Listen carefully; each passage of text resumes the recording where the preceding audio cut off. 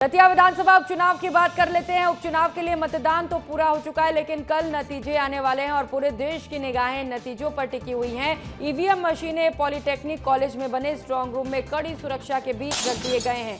Strong room के बाहर police की कड़ी सुरक्षा भी तैनात है। पूरे परिसर पर सीसीटीवी से पैनी निगाहें रखी जा रही हैं। वहीं कांग्रेस प्रत्याशी के समर्थक भी स्ट्रांग रूम के बाहर डटे हुए हैं। उनका कहना है कि वे लगातार निगरानी कर रहे हैं। अब 3 अगस्त को यानी कि कल मतगणना होगा और इसी के साथ तय होगा कि दतिया विधानसभा सीट पर किसकी जीत होगी, कौन होगा विधायक। तैयारियां पूरी कर ली गई हैं। कल काउंटिंग होगी और काउंटिंग के बाद जब नतीजे आएंगे तो ये पता चल जाएगा कि दतिया का किंग कौन होगा। बीजेपी और कांग्रेस में कांटे की टक्कर है। दोनों ही पार्टियों की प्रतिष्ठा दांव पर है। हम मौजूद हैं पॉलिटेक्निक कॉलेज में, जहां पर जो प्रत्याशी हैं उनकी किस्मत बंद है और वो 3 तारीख को यहाँ पर खुलेगी। हम अभी ये पहले सबसे आपको दिखाना चाहेंगे कि किस तरह से अंदर का जो माहौल है। जवान भी यहाँ पर तैनात हैं, जो पुलिसकर्मी हैं वो भी यहाँ पर तैनात हैं। 3 तारीख को काउंटिंग है और उसमें किस तरह की अभी जो पुलिस व्यवस्था और जैसे सीआरपीएफ के भी जवान हैं, मिलिट्री के भी हैं, तो किस तरह से ये ड्यूटी अभी चल रही है आप लोग? ये हमारी 3 शिफ्ट में है, मतलब 8-8 घंटे की सभी अधिकारी कर्मचारी ड्यूटी कर रहे हैं। 24 घंटे पुलिस फोर्स यहाँ तैनात रहता है। सीएपीएफ का हो या फिर वो किसी भी अदर आर्मी से जो भी हो, सभी ड्यूटी में लगातार यहाँ तैनात। तो जैसा कि मैं बताया कि जहाँ पे जो जवान तैनात हैं और अंदर पूरा वेरीफाई करके ही अंदर प्रवेश दे रहे हैं। बैरिकेड है, यहाँ से लोग बाग अंदर जाएंगे। ये मशीन भी लगा के रखी है। इस मशीन से बारी बारी करके लोग अंदर जाएंगे और मशीन ही द्वारा चेक करने के बाद ही अंदर प्रवेश दिया जाएगा।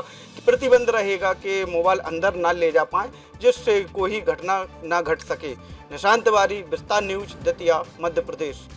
तो वही दतिया विधानसभा उपचुनाव की काउंटिंग से पहले राजनीति गर्मा गई है। कांग्रेस में अंदरूनी कलह खुलकर सामने आ गई, जबकि बीजेपी जीत का दावा कर रही है। वहीं आजाद समाज पार्टी ने बीजेपी और कांग्रेस दोनों पर ही मिलीभगत के आरोप लगा दिए। कांग्रेस प्रत्याशी कुंवर घनश्याम सिंह और पूर्व विधायक राजेंद्र भारती के बीच आरोप प्रत्यारोप तेज हो गई है।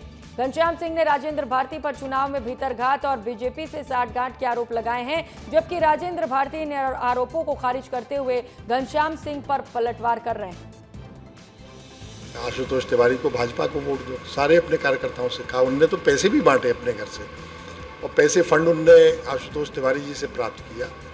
उनके यहाँ वो बिक गए, वो पैसे उनने अपने कार्यकर्ताओं को बांटे और पूरी ताकत लगाई। उनके आरोपों को हम पूरी तरह से नकारते हैं और ये उन्होंने जो कुछ कहा वो गलत रूप से उनका कि उन्होंने संघर्ष किया, लोकतंत्र के खिलाफ लड़े, यातनाएं सही और उनकी बनाई हुई पिच पर घनश्याम सिंह जी बल्लेबाजी कर रहे हैं, तो इसमें कुछ हमने गलत तो कहा नहीं।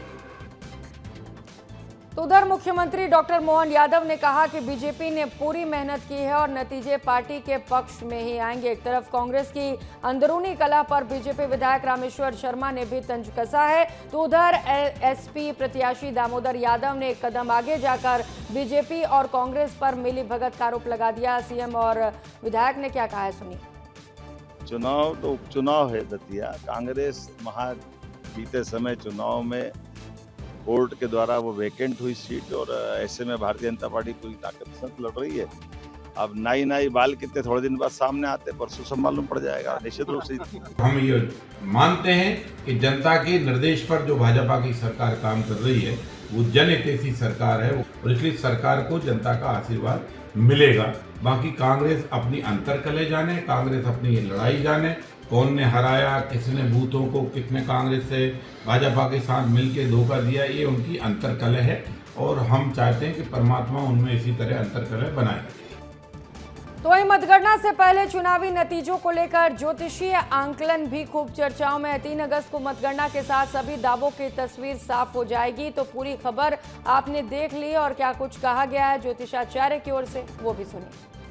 मीन और मेष राशि हैं, आशुतोष तिवारी और दामोदर यादव, इन दोनों को अभी शनि की 7.5 चल रही है और घनश्याम सिंह जी को धनु राशि के अनुसार शनि का ढैया चल रहा है, यानी कि तीनों ही शनि से नाम के अनुसार अभी पीड़ित हैं।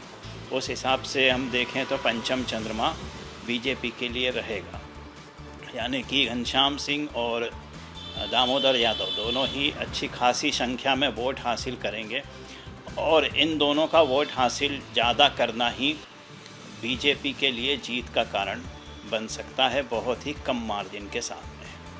केवल बीजेपी को थोड़ी प्रसन्नता मिलेगी जीत के रूप में, पर वोट के रूप में नहीं।